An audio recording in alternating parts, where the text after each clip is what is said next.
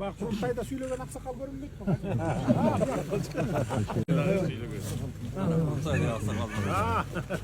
Assalamu alaikum. Qanday salomat yurasizlar?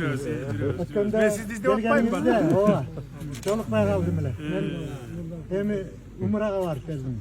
Жақсы қабыл болсын. Жақсы, рахмат. Umraga borib, elibizden сұрадым. Ынтымақты бер, рызқы бер elibizге.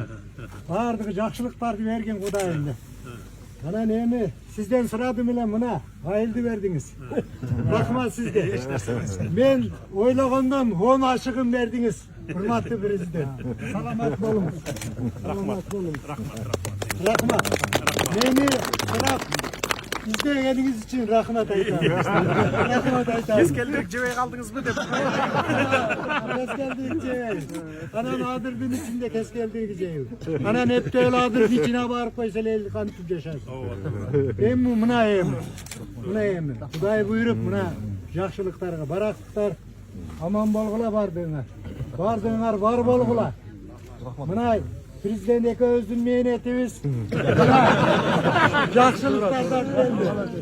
Рахмат дагы жолу. Үйдү көрөлү. Көчөлөр асфальтталбай калган экен, жазында асфальттатып беребиз. Шагыл төгүлгөн көчөлөр бар. Мейлеми, жакшы туруңуздар. Мен кийинки иш чарама барайын.